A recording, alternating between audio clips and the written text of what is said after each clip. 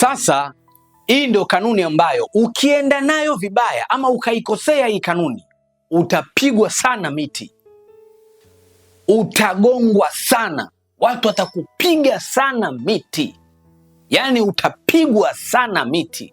Ushai kupigwa miti mpaka chini panachoka, penyewe nao panakaa chini, yaani mpaka chini pangekuwa panaongea panaweza pakaziba, yaani pakasema sasa imetosha, yaani ni hatari. Watu wanaingia katika mahusiano kwa namna hii.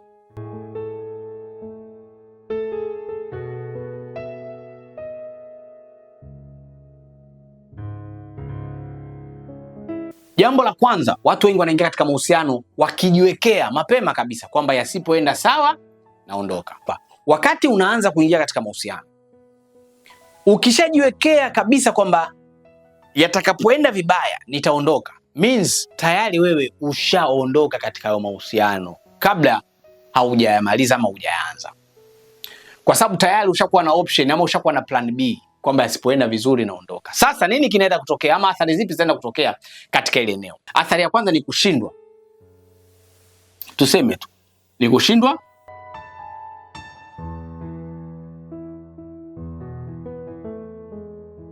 Ukitokea dalili yoyote ya migogoro utashindwa kupata ufumbuzi kwa sababu akili yako ishajiset, yasipoenda sawa naondoka. Lakini athari ya pili, utatazama mazuri tu,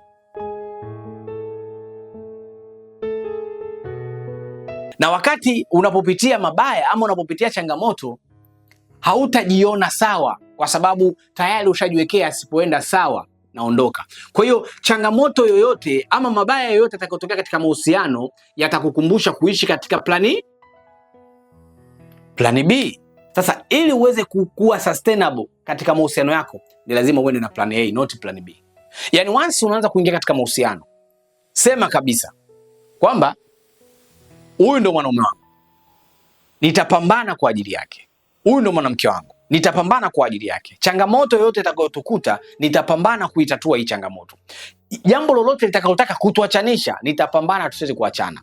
Weka hiyo nia, weka hiyo dhamira na kuwa thabiti katika hilo lengo lako, na utaona utapata ufumbuzi wa haraka, kwa sababu changamoto itapotokea akili yako fast itakwambia huyu ndo mwanamke uliomchagua, lazima ufanye kitu kuweza kusolve hii changamoto.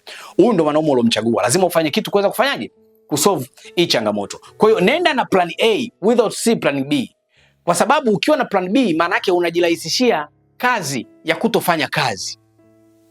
Na hii plan B sehemu nyingine ndio naenda kuitazamia leo, kujishikiza. Tunasema kujishikiza.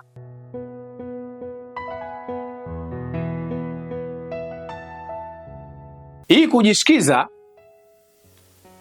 watu wengi leo katika mahusiano wapo katika mahusiano fulani kwa sababu yale machaguo yao hayapo. Kwa mtu amenielewa? Yaani leo watu wengi wanahusiana kwa sababu wale watu wanaowapenda hawajaja bado katika maisha yao. Kwa hiyo anajishikiza kwa mtu mpaka pale ama hadi pale atakapotokea yule chaguo lake. Kwa mtu yupo na wewe, lakini sio kwamba kakuchagua, ila kwa sababu yale machaguo yake hayapo, kwa anaendelea kubaki na wewe, atareact, anakupenda, atafanya drama zake pale, utaona nimepata mwanaume ama nimepata mwanamke, si ndio huyu. Kumbe kajishikiza tu pale kwako, ku bye time mpaka chaguo lake litakapofika. Na hii ina athari hata kwa wewe kama una tabia ya kujishikiza kwa mtu, ama leo hii yupo kwa mtu kwa kujishikiza kwamba mpaka sasa hivi nikikuuliza kama huyu ni chaguo lako, unasema huyu kwa kweli sio chaguo langu. Kwa nini unaye? Kwa sababu unamuona ndio yupo. Huyu ndo mwanamke ananifulia, huyu ndo mwanamke ananipigia pasi, huyu mwanamke ndo ananipikia, huyu mwanamke kwa sasa ndo mwanamke anayenijali. Yaani nikiumwa ndo yeye. Nataka mtu akuzungumza naye ndo yupo yeye. Nataka mtu akubadilishana naye mawazo ndo yupo yeye. Mtu akunishauri ndo yupo yeye. Yaani kwenye kila activities za sasa juu ya swala zima la mahusiano ndo yupo yeye. Kwa hiyo umemweka katika sehemu kwamba kwa sababu sina mwingine basi abaki yeye, wakati mimi nasubiria mtu sahihi. Kama upo katika hiyo swala, my friends, unaweza ukampoteza mtu muhimu sana katika maisha yako. Pengine huyo mtu ambaye umejishikiza kwako ndio mtu sahihi kwako. Sasa athari zipi unazipata kama utakuwa unaishi kwenye plani B ya kujishikiza sehemu? Athari ya kwanza, hutoona mazuri.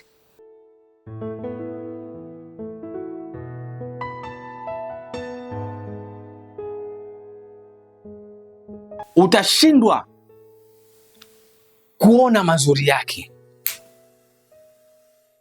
Mtu atajitahidi sana kwako akiamini wewe ni mpenzi wake na unampenda. Kwa atafanya vitu vizuri vingi, lakini vile vyote vitageuka ni kazi bure. Ushawahi kujuaga watu wanasemaga mtu kama akupendi hata ufanye nini hauwezi kumimpress. Hata ujitahidi vipi, yani hawezi kuridhia na wewe, kwa sababu yupo kwako kwa kujishikiza. Wewe sio chaguo lake namba moja. Ushanifahamu? Kwa hiyo sasa, kama umeingia kwenye mahusiano kwa kujishikiza, utakuzuia wewe kuyaona mazuri, na ukishindwa kuyaona mazuri, maana yake pengine utampoteza mtu sahihi katika maisha yako kwa kufikiri kwamba sio chaguo lako, kumbe ndio chaguo lako.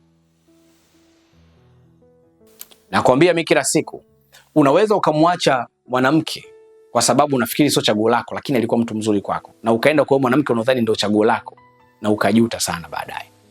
Na wakati mwingine tunaumizwa kwa watu ambao sio machaguo yetu, ila sisi kwa sababu tunadhani machaguo yetu, tunabakia na kuvumilia pale na kuacha wale wanaotupenda tukiamini sio machaguo yetu.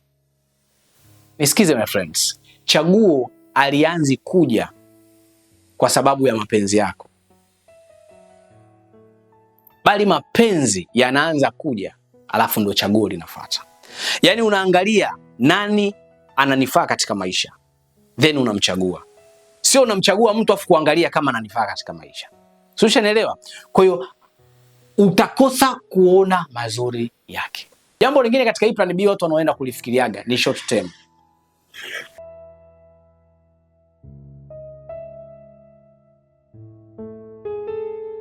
Mahusiano ya muda mfupi. Kuna wakati unaingia na mtu katika mahusiano ili upate kitu fulani hivi. Sio, ushanielewa? Sio kwa ajili ya mapenzi. Yaani hauna hela ya kodi, kwa hiyo unaingia katika mahusiano ili huyu mtu anakusaidia kodi. Unataka kazi, unaingia katika mahusiano kwa sababu mtu atakupa kazi. Unataka airtime, unataka promotions, unaingia katika mahusiano kwa sababu huyu mtu atakupa hiyo promotion. Kwa hiyo ni mahusiano ya short term, kwamba ukipata kile unachotaka unafikiri utaondoka. Sasa unaelewa? Kwa hiyo unaishi katika plan B, kwamba A nipate ninachotaka, then inaenda kwenye B. Sasa athari zake ni zipi?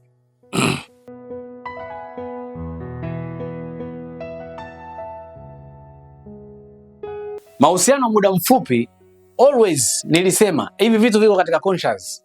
Utamuona huyu mtu kutotosha, yani utahisi huyu mtu atoshi, kwa sababu tayari wewe umeshajiwekea yupo kwa sababu ya fedha.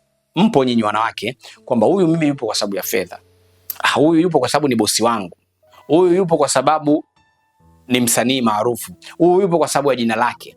Mahusiano ya short terms ni mahusiano ya plan B. Jambo lingine tutakalotazamia katika hii kanuni ya 4 ya A au B, plan A au plan B, ni usaliti.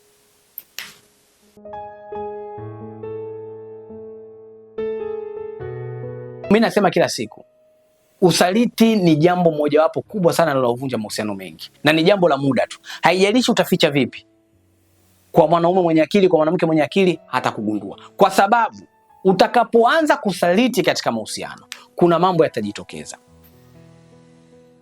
Jambo la kwanza, kujali.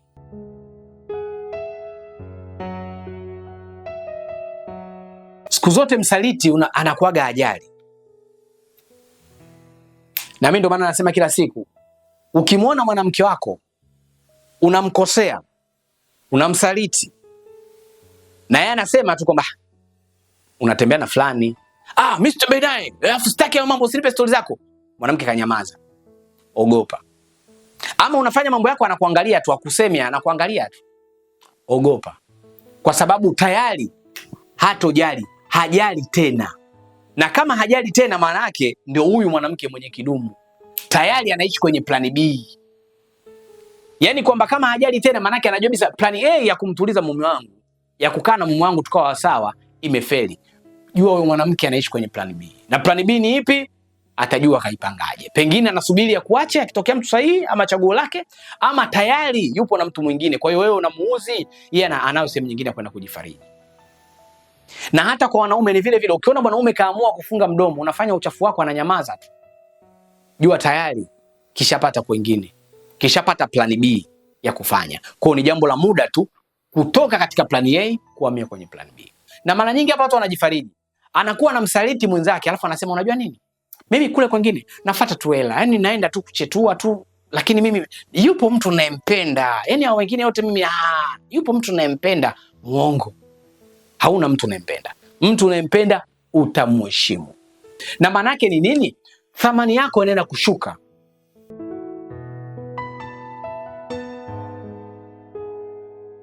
Athari nyingine, utaenda kuanza kumfananisha.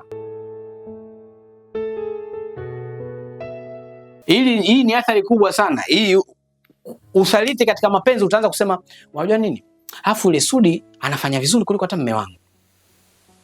Yule Mwajuma yule anakatika vizuri, yule anatoa mambo kuliko hata mke wangu.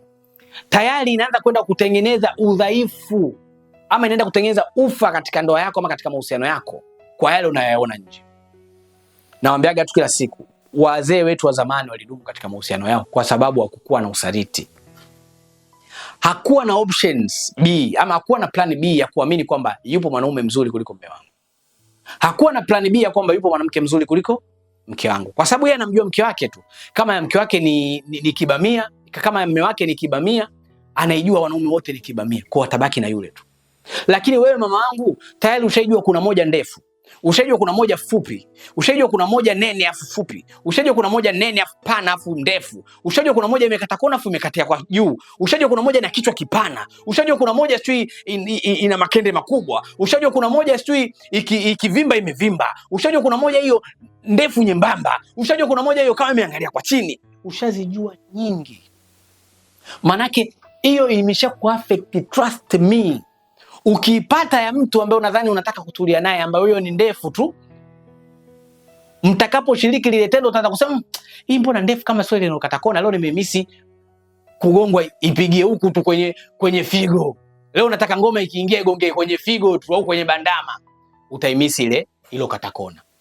Ilo kata kona ukishapata unasema leo nataka ile ndefu, ile kigonga inagonga moja kwa moja kwenye gololi. Leo nataka juu, leo ikiingia inaingia kama inapiga nini ile ule nini ule ni msasa, sio ni mbao kulanda mbao. Unataka kingine inge tatu, nataka leo juu leo kama swimming ya kudive. Kwa kutembea na watu wengi, manaki kutatengeneza namna ya kufananisha, na itakufanya usitosheke na mwanaume mmoja, kwa sababu tayari upo affected. Unajua wakati mwingine ili somo nitalileta vizuri, somo la usaliti. Ili ni pana nalo pia, nikija nalo nadhani watu wengi mtajifunza mabalaa yanotokea kama utaanza kuwa msaliti. Watu watakupiga sana miti, hutakuja kutulia na mtu mmoja. Kwa hiyo kushiriki katika usaliti kutaanza kukufananisha. Utaanza kuona mwanaume wako atoshi. Utakuwa naye tu kwa sababu ile unasema ile chaguo langu ama mtu sahihi. Lakini utafungua milango ya usaliti. Utasema mbona wewe anikojozi kule kwa Juma ndo nakojozwa. Kwa hiyo utakuwa na huyu ukimsikojozwa yule kwa Juma. Lakini kama ungebaki na huyu, usingejua hiyo raha ya kukojozwa. Kama ungebaki na huyu, usingejua raha ya pana, ama raha ya fupi, ama raha ya kichwa kikubwa, ama raha inayotazama juu, ama raha inayotazama chini. Kwa hiyo usaliti ni moja ya plan B ambao watu wengi wanaitumia. Kwamba plan A, mwanaume wangu ana hela, plan B nitatafuta mwanaume mwingine. Plan A, mwanaume wangu aniridhishi, plan B nitatafuta ananiridhisha. Plan A, in case mwanaume wangu akiniacha, na plan B na kidumu. Ndio ikimwagika na kidumu. Kwa hii tayari itakuandaa wewe kuvunja mahusiano yako kabla hayajavunjika. Kwa upo na mtu you don't care, haujali, hata mahusiano yakivunjika si upo mtu mwingine. Kwa ile migogoro ikitokea mnakosa kupata ufumbuzi kwa sababu wewe tayari una sehemu yako ya kujishikiza. Ndio ile mtu mmegombana kidogo muondoka nyumbani. Mtu anasema huyu mbona hataki tuzungumze, tayari anataka. Mara mtu mmegombana kidogo kakuchunia, apokee simu, apigi simu, unajiuliza huyu lazima ongee na mimi tupatane. Mbona kachuna wiki nzima? Mbona kauchuna mwezi mzima? Anafanya nini? Kumbe tayari anafanya mambo maajabu yake. Kwa hiyo sasa hii ni kanuni ya 4 ambayo ndo nimekuletea leo. Kanuni ya 4 inasema A or B. You have to choose one. Lazima uchague moja kati ya A ama B. Usiwe katika hii slogan yetu ya nilipo sipo. Ulikuwa na mimi Mombeki Crispin mwanzo hadi sasa tunapoelekea mwisho. Nakwambia hii ilikuwa ni sehemu ya 4 ya kanuni 10 za mapenzi, na tulizungumzia kanuni ya A or B. Kama hujatazama kanuni ya kwanza, naomba urudi nyuma ukatazame video yangu ya kanuni ya kwanza, kanuni ya pili, kanuni ya 3 mpaka hapa kwenye kufika kanuni ya 4. Najua nasema kila siku baada ya hii series ya kanuni 10 za mapenzi kuisha, wewe utakuwa umejifunza mambo makubwa sana. Utakuwa umeimprove pakubwa sana. Mahusiano hayatakuendesha tena. Hautatumia tena hisia kuchagua ama kuingia katika mahusiano, bali utatumia akili. Mimi nikuage tu kwa sasa hadi wakati mwingine tena. Bye bye.